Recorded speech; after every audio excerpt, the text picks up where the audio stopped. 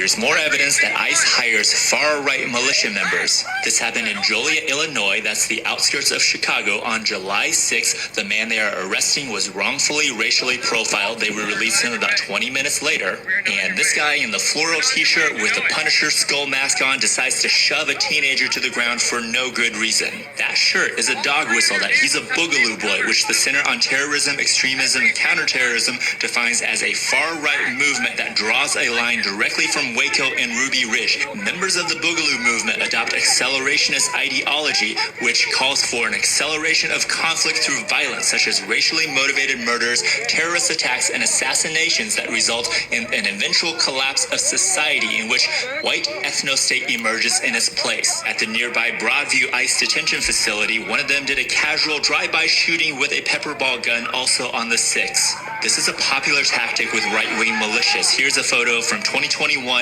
in Portland, Oregon, where a Proud Boy is doing the same thing. The SPLC reported that Tom Homan, Trump's border czar and now acting director of ICE, met multiple times with Proud Boys associates over the topic of mass deportation in the months before Trump took office. Last September, the BBC reported that 10 members of the Infidels Motorcycle Club were hired to work for UG Solutions as private security for Gaza Humanitarian Foundation Gaza Aid food distribution sites.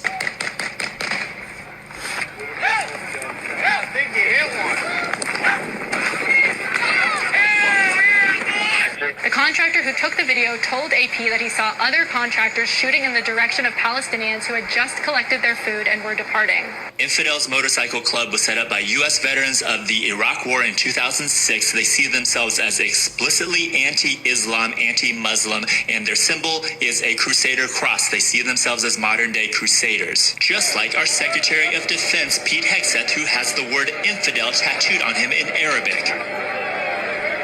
This is what I've been warning about since day one, that the biggest threat doesn't come from the military, but rather it comes from extremist far-right militias, that Trump's fascist enforcers, that his brown shirts will be the extremist white supremacist militias. Those are the people who would think nothing of genocide. Those are the people who would happily sign on to ethnically cleanse entire cities, entire states. They were so extreme and so violent that they were the FBI's #1 domestic priority before 9/11. I'm saying all this to illustrate the danger of the moment that we're in. No one is coming to save us. In fact, the white supremacist militias have been hired into DHS, which now has a larger budget than the U.S. Marine Corps. It is up to you to get organized, to get trained, to exercise your constitutionally protected right to self-defense.